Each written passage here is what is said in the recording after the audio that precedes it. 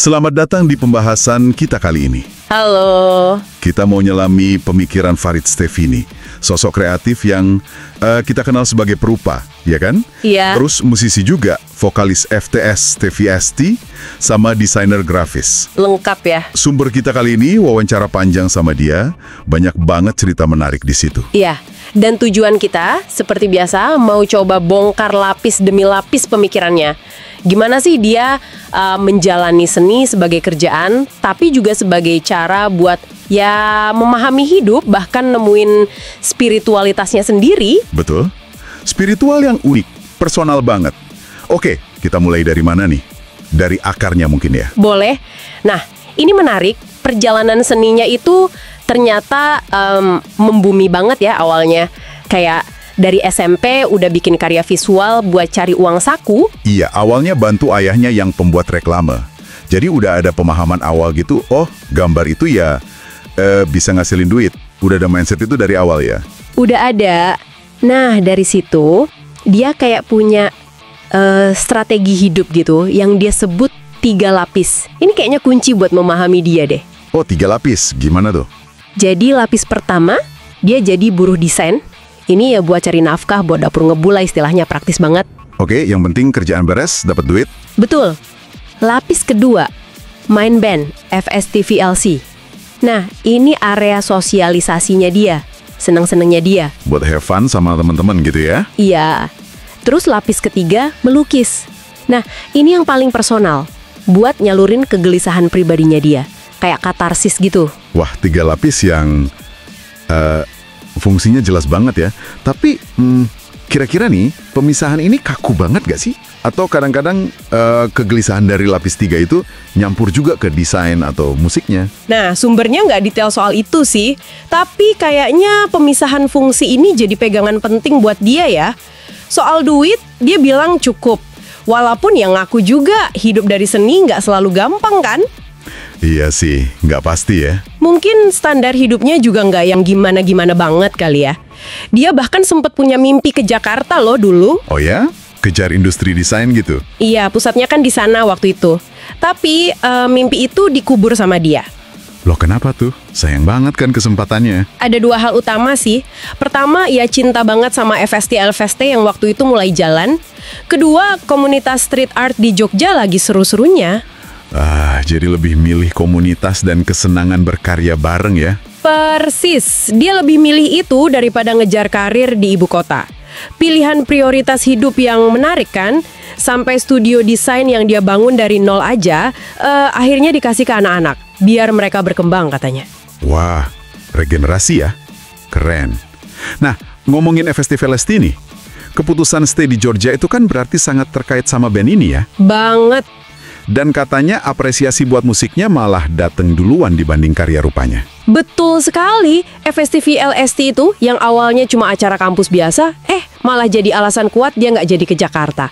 Terus ada titik balik juga soal lirik. Gimana tuh? Awalnya dia nulis pakai bahasa Inggris, katanya lebih gampang buat nyembunyiin makna gitu. Main aman ya? Mungkin ya. Tapi terus ada lagu Mati Muda. Nah, ini lagu bahasa Indonesia pertamanya dia. Inspirasinya dari temen yang hampir meninggal, terus dia pinjem frasa dosa kuasa dari jargon distro temennya. Wah, jadi ada cerita personalnya ya di balik lagu itu? Iya, momen penting kayaknya buat dia. Sejak itu katanya lirik bahasa Indonesia jadi kayak semacam panduan hidup buat dia. Keren ya. Dia juga ngagumin penulis lirik lain kan? Kayak Jimmy Multazam dari The Upstairs. Iya, dia nyebut lagu Matraman. Menurut dia tuh keren banget penggunaan bahasa Indonesianya. Kelihatan dia emang menghargai kekuatan kata-kata sih. Nah, filosofi FSTVLST sendiri gimana? Katanya mereka berusaha keras biar nggak ada jarak sama pendengar ya? Betul. Mereka nggak mau ada konsep artis di atas, penggemar di bawah gitu.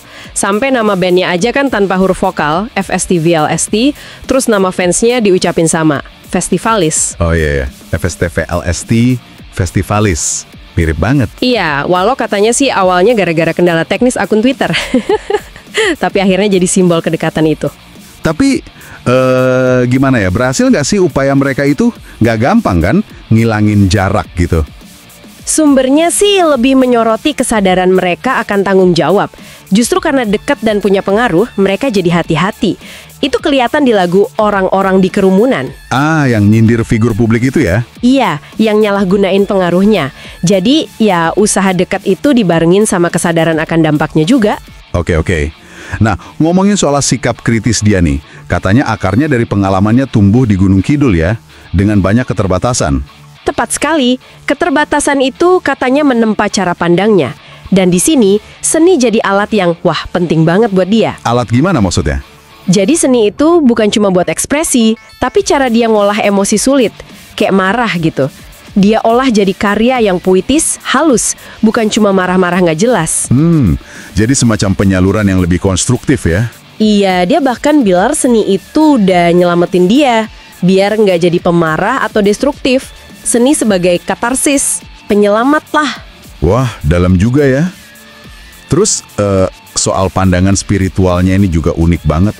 Sampai mempertanyakan agama formal gitu ya. Gara-gara mikirin leluhur. Iya, dia mikir leluhurnya kan hidup sebelum agama-agama yang sekarang ada. Terus muncul pertanyaan, apa mereka otomatis masuk neraka gitu? Pertanyaan yang berani sih. Banget. Dan dia sampai pada kesimpulan sendiri, Tuhan itu nggak punya agama. Wow, itu kesimpulan personal yang kuat banget ya. Kuat. Dan pencarian Tuhannya nggak berhenti di situ. Dia lanjut ke dua jalur yang menurut dia logis. Pertama lewat leluhur. Dia aktif banget nelusuri silsilah keluarganya, nyari sosok Mbah Sirin. Mencari akar gitu ya? Iya. Kedua, lewat alam. Makanya dia terlibat isu konservasi. Buat dia, deket sama leluhur dan alam itu cara deket sama yang maha kuasa versinya dia. Menarik banget jalurnya. Terus keluarga intinya gimana? Istri dan anaknya Tun Jawa? Nah, itu sumber kebahagiaan besar buat dia. Tapi uniknya lagi nih, justru karena bahagia banget sama mereka, muncul rasa sakit baru. Rasa sakit maksudnya? Takut kehilangan. Dan rasa takut ini malah jadi bahan bakar baru lagi buat kreativitasnya dia. Wah, jadi muter gitu ya? Bahagia, takut kehilangan, terus jadi karya lagi? Iya, semacam siklus emosi dan kreativitas yang nggak putus. Ketakutan yang malah jadi produktif gitu kali ya. Jadi kalau kita rangkum nih ya, dari obrolan kita, kelihatan banget gimana Farid Stefy itu merangkai hidupnya pakai benang merah seni yang tebel banget. Iya, tebel banget. Ada sisi pragmatisnya, jelas, seni buat hidup. Tapi di sisi lain, ada kedalaman banget soal pencarian makna, spiritualitas yang, personal dan nggak biasa. Bener banget, seni buat dia itu ya lebih dari sekedar kerjaan. Udah jadi alat fundamental buat memahami diri, ngolah susah senengnya hidup, sama nyambung ke sesuatu yang lebih gede. Entah itu leluhur, alam, atau ya Tuhan versinya dia itu. Perjalanan yang jujur banget kelihatannya. Iya, otentik banget ya. Nah, ini mungkin bisa jadi bahan renungan juga buat Anda yang dengerin. Gimana sih keterbatasan atau kegelisahan atau bahkan mungkin kebahagiaan dalam hidup Anda sendiri bisa jadi kekuatan unik buat berekspresi atau buat tumbuh? Apa alat personal yang Anda punya buat nyalurin dan ngolah itu semua? Coba direnungkan ya. Sampai jumpa lagi di pembahasan kita berikutnya.